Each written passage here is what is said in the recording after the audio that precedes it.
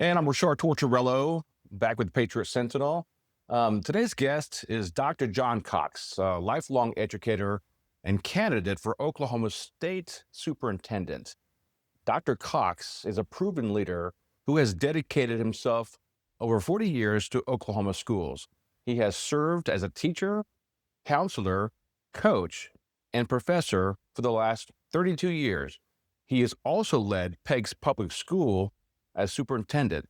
He holds 12 professional certifications, but his proudest role is Papa to his 6 grandchildren. So, Dr. Cox, welcome to the Patriot Sentinel podcast. How are you Thank doing you. today? Doing great, and we're gonna add 2 more to that 6 this year, so I'm excited about that.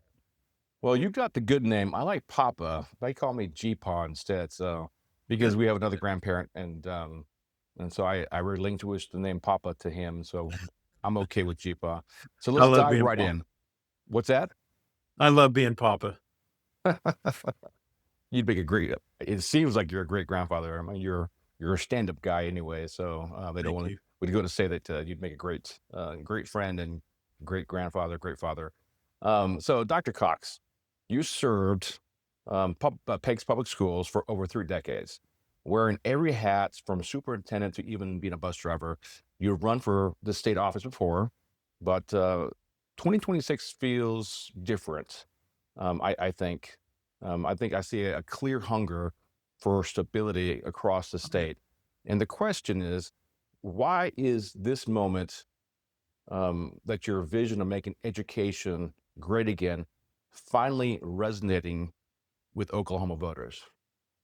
Well, it's exciting going across the state, and, you know, I am running on God's plans, and really it's timing on what He wants, and I see value in that, and everywhere where I go across the state and I talk about that, people understand.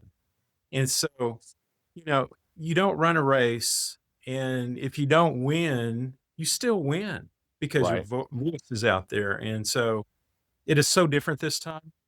Um, People are hungry. People are ready to improve our academics and keep our kids safe and just give them opportunity. So the phrase, I like the phrase, making education great again. So you were out at Paul's Valley last night. How was Yes. the reception up there, and how are people? I'm going to go back to this statement. I like the phrase. How do they are they being receptive to the phrase making education great again? Oh, they are, and I could just see the smiles on their face, and because they understand the underlining meaning of that, which means we're conservative and we mean business. And, we really got to get back to focus, and making education great again brings focus back to what we're doing. Absolutely. On testing and standards, this is a big deal with a lot of my friends who are in the education field too, as well, teachers, most of them, and Yeah. counselors. I want to dig a little bit into that vision, your vision. One of your boldest platform points is replacing high stakes end of year testing with growth based benchmark assessments. For the parents who are listening, they are tired of teaching to the test. Right. What does this look like in practice, and how do we prove to the rest of the nation that Oklahoma is moving into the top 25 if we change how we measure success? Well, it's beautiful, and I think we're being really inefficient with the money that we're spending on end of the year test. Um, we take the test in April, and I don't get results back until the end of August. So basically, all we're doing with that data is to judge a school. I want to use that data to actually improve instruction. And with a growth based model, immediately you get results, and you can change instruction, and the teachers can use that. And it doesn't cost us anything else because we're already doing it. And then I can use that 30 million to go back and help train our elementary teachers in the science of reading, and give stipends for that training because it will have to be out of school, and, Mhm. give resources to the classroom with that 30 million. So I just think we're wasting money that could really be used in a valuable way. Good points. Um, On to rural versus urban. You are, according to your website, the champion of rural education leading a K-8 district where you know every student's name, right? Yes. Yes. However, the state superintendent, that position also oversees massive districts like Tulsa and Oklahoma City. How do you translate that pegs Oklahoma personal touch to the state level to ensure that both rural schools get equitable safety funding and urban districts feel heard? Yes, and that is such a valuable question, and so what and I'm excited about it because we do we are hands-on in everything we do, and what I try to say, a child is a child, and if we can create opportunities in rural Oklahoma and and really with the focus on reading and math and lower grades, why can that not be mirrored into every school, every elementary, no matter where you're at, big or small, and have that focus on there? And so, our kids have the same challenges as urban school. And I am the champion of rural Oklahoma because I live rural Oklahoma and I see, and it's just like asking the question, how is poverty different from rural to urban to inner city? And it still affects a child no matter where they come from, whether they're clustered or they're spread out through the rural areas. And we just have to get back to a focus.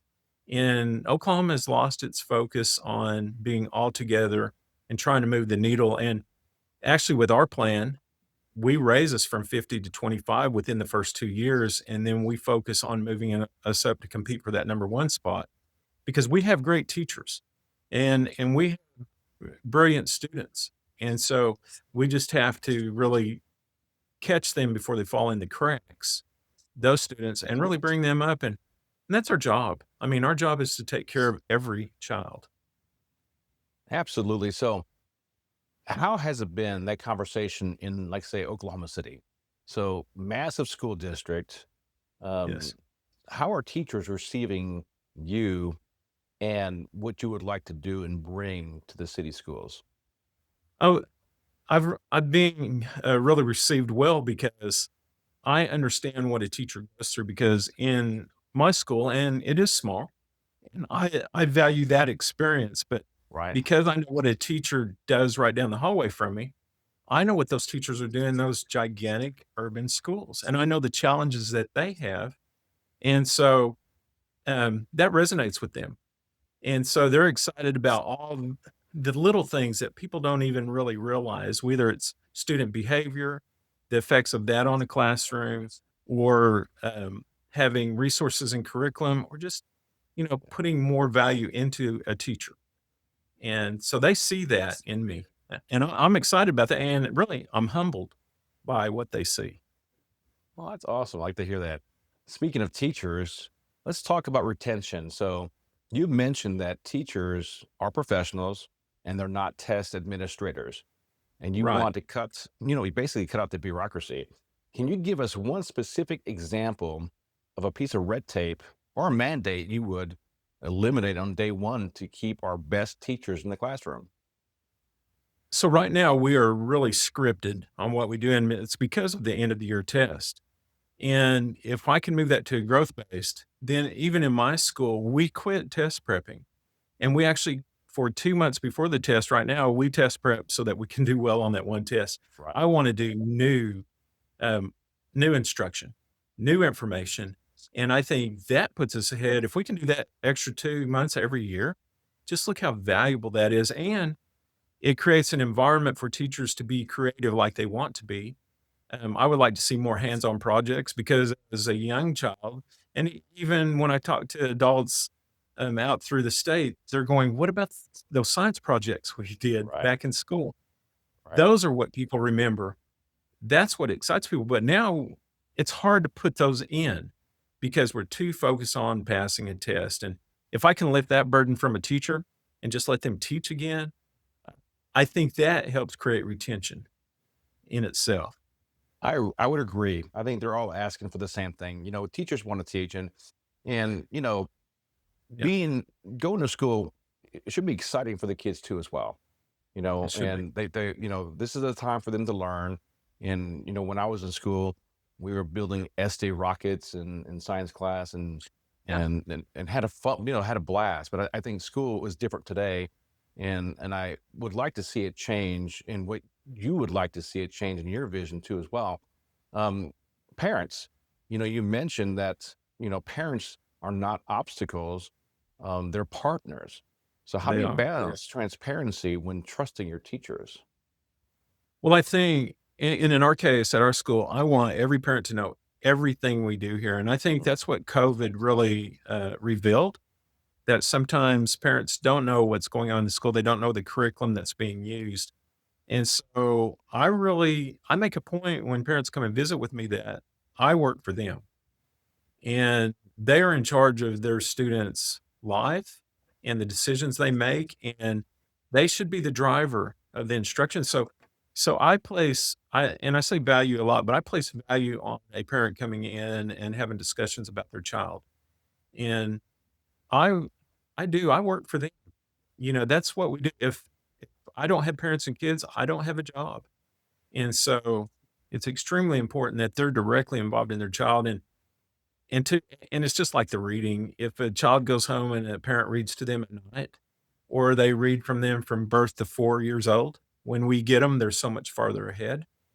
And so, um, I really hate that I really do not like that, um, it's been parents versus schools, because it should be parents with schools and promoting and loving and taking care of those kids, and that's how we're gonna create the environment that we really need for our kids to be successful.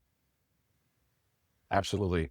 We're going to have to wrap it up here, but thanks, Dr. Cox, for joining us and sharing your vision for safe schools and strong academics.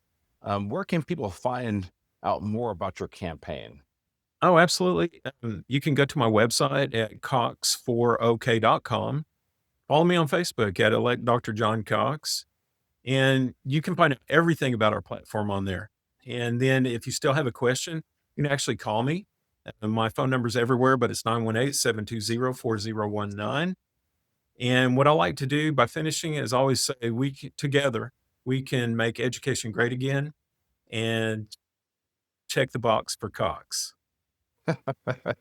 You can learn more about his campaign by visiting cox4ok.com. I want to thank the viewers again for tuning in. We do this every week with new candidates. I think it's transparency on our side that we have as many candidates on to share their visions for a better Oklahoma. And it's for everybody in Oklahoma. So I want to welcome you back to the show, maybe in a couple months to kind of catch us up on what's going on, how your campaign is Great. doing. And I want to thank the viewers, and we'll see you guys next time. Thank you very much. Thank you.